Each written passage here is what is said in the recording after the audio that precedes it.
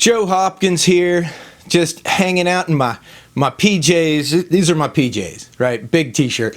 And thinking about pop music and a controversial thought about pop music. And the question is, has pop music really changed, right? People talk about how different it is now, how pop music has changed and gotten worse. And I thought I'd explore that topic a little bit, because I remember thinking back to when I was a kid, and everybody would talk about how pop music has changed, and it's gotten so much worse. And it's kind of funny, you go back and you read articles and interviews from before I was born, and people were complaining about how pop music has changed and has gotten worse, all the way back to like the Beatles are ruining America, and Elvis Presley's the worst thing to happen to music. And it seems like people always say this stuff. So, right now, has pop music really changed that much? Well, people like to point out that a lot of pop musicians, not all of them, some of them write their own stuff, but a lot of them, they don't write their own music. They don't play their own instruments. They're just, a pretty face with a nice voice up there, and it could be anybody. But is that really all that different than it was? And I tell you what, there's an awesome documentary about a group of musicians called the Wrecking Crew that recorded most of music's biggest hits through the late 50s and all through the 60s. And this was a group of session musicians that everybody hired to work in the studio. And it's a very interesting documentary, but it also highlights the fact that the idea of bringing in studio guys to record your music is nothing new. And other people writing songs for artists to sing is nothing new. In fact, in country music, there has always been a pool of songwriters that were go-to people. I mean, Shania Twain's first album was all written by other people. It wasn't until her second album that she managed to get the clout to say, no, I'm going to record my own songs. I'm going to write my own stuff.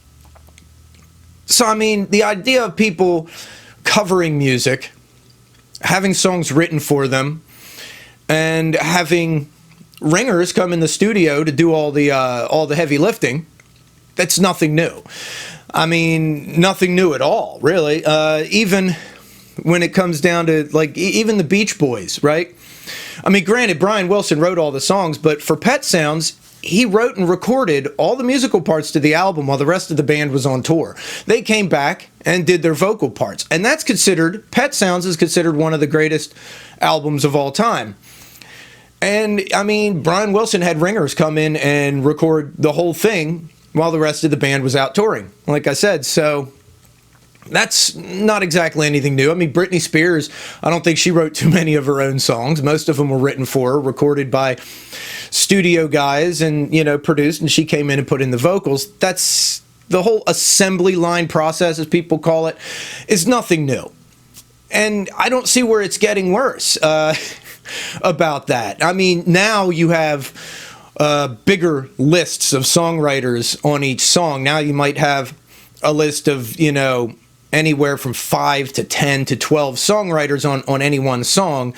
But part of that, too, is everybody that contributes even a little part gets songwriting credit now. Producers are real good at adding a little something so that they can have a credit on there and get some of the royalties, which cracks me up. That's a little bit new. Right. I mean, legitimately, when Brian Eno was producing U2's stuff, I don't know how much of the royalties he gets from the Joshua Tree as a songwriter, but he had a lot to do with the sound of the album. But now if you do that much on an album, you contribute that much, you get songwriting credit. That's changed. But the idea that it's somehow worse because the people don't write their own songs. Well, yeah, everybody seems to remember the people who wrote their own songs sometimes, and they forget that the bulk of popular music at any given time was written by these people and sung by that person, and usually played, at least in the studio, by this group of people. So, I mean, that's nothing new.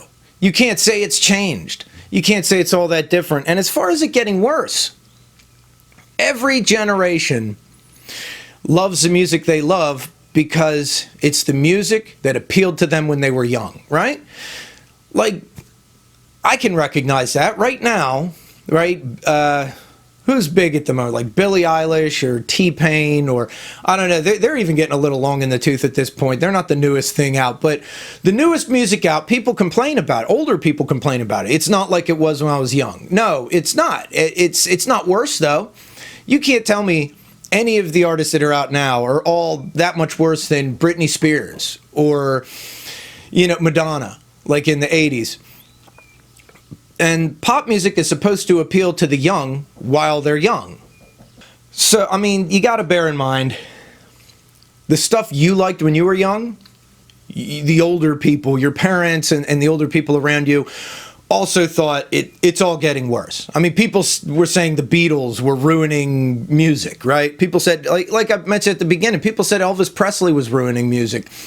Everybody complains about what's coming next, about what's popular to the kids these days. If you're not a kid, but the stuff you liked when you were a kid, people said the same thing about, right?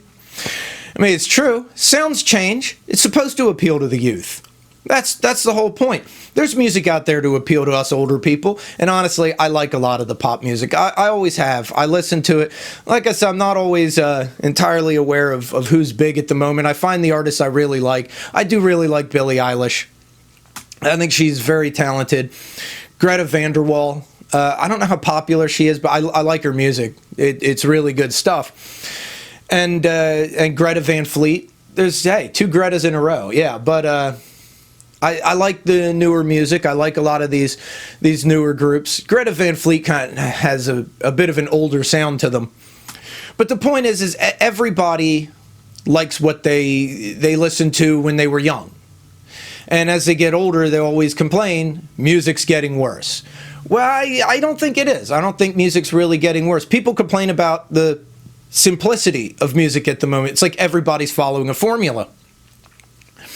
But you see the same thing in music throughout the ages. I mean, you listen to something from the 60s, pop music, and chances are, it's from the 60s. You know when it was made because it has that sound. The pop music of the 50s, it's from the 50s. It has a certain sound. You recognize it. You go back to the 40s and with like big band music, and jazz was real popular, especially band music, right? And a lot of the vocalists at the time, you recognize when it was from, because that's what was popular at the time. So, I mean, it's not like we have never used formulas in music before. Music is pretty formulaic, right? And if something's popular, if something's working, a lot of other people will do it too. Because everybody wants to be popular, especially in music. You want to make a living at this, so you have to play the stuff that people like. And a lot of times, even the people that write their own music, you start out playing the stuff people like so you can get gigs, and you kind of get into that groove, and then your music kind of has that flavor to it when you start doing your own thing. So, I mean, reasonably, I don't see where pop music has honestly changed all that much, and just as far as the way it's approached, the way it's put together. It really hasn't. And you always have artists like Billie Eilish that write their own music, right? You always have the pop artists. Like before that, I mean, a lot of people don't give Mariah Carey enough credit for being an excellent songwriter. Those are really good songs, and she wrote almost all of them. She writes her own songs. Christina Aguilera wrote a bunch of her own songs. Madonna wrote most of her own songs. Sometimes she'd work with other people, but it was people she wanted to work with for a specific purpose. So, I mean, but you got artists like Elvis Presley didn't write any of his own songs. And, I mean, he's the perfect example of what people complain about with pop music now. He played other people's songs, right? Had people write songs for him, or found songs that he liked that he would cover. And in the studio, obviously, he's not playing all the parts. He doesn't have a specific band. He'd had a touring band, and he'd have people come in and record the parts, and he'd sing it. So, I mean, Elvis is the original pop star, right? Or if you go back to Caruso, yeah, he was an opera singer. Really, the first big recorded music star, right? The first pop star in that vein that sold albums. And this is way, way back, right? That's back when they were 78 RPM, and they were like these big porcelain discs that you put on a record player, even before vinyl and all that kind of stuff. But he was singing songs that other people wrote. Opera songs, yeah, but back then, a lot of those were contemporary music, too. And, of course, he's not playing the orchestral parts. He's comes in and sings the piece, right? So, I mean, this is, as old as music has been, people have been following this formula. You know, especially as old as recorded music has been. And even before that, really, people were playing the hits, other people's songs, stuff that the youth would like. And that's kind of just, that's music. And I don't see where it's changed. I think it's about the same. The sound has changed a little bit, but not entirely. You listen to any modern pop music and you can hear all of the influences that came before and led up to it, right? You have a lot of the folk influences, rock, blues, hip-hop, all of it kind of meshed together into what we have now.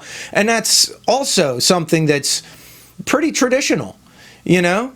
Think of the pop music you liked as a kid. And by pop, I don't just mean what we call pop. I mean popular music. You listen to the popular music you liked as a kid, and chances are a number of those artists were playing other people's songs recorded in the style of the moment, and quite often recorded in the studio with other musicians. So, you know, even a lot of the rock bands, man, they'd have ringers come in and record parts. Even bands like Aerosmith would have occasionally somebody come in and record other parts, you know? And that's just kind of how it is. That's how you have to do music sometimes. So, guys, don't get on the kids these days. Don't complain about the modern music. You had your music. You had the music you appreciated when you were a kid. If you're my age, it was probably like 80s and 90s stuff, right? So, you know, if you're a little bit older, maybe it was 60s and 70s. Maybe you're into oldies. I don't think there's too many of the big band lovers out there anymore. We're kind of creeping along in years now. But yeah, modern pop music isn't that different. It might not be your taste, but that's because you grew up with the pop music you liked. So cut the kids some slack. Maybe check out some of the newer music. See what you think. You might like it more than you realize. And what can I say, man? You gotta love music. All music's good. I love you guys. Subscribe to my channel. I'm gonna be doing more cool stuff in the future. And I'll see you in the next video, guys. Peace out. Bye-bye, baby.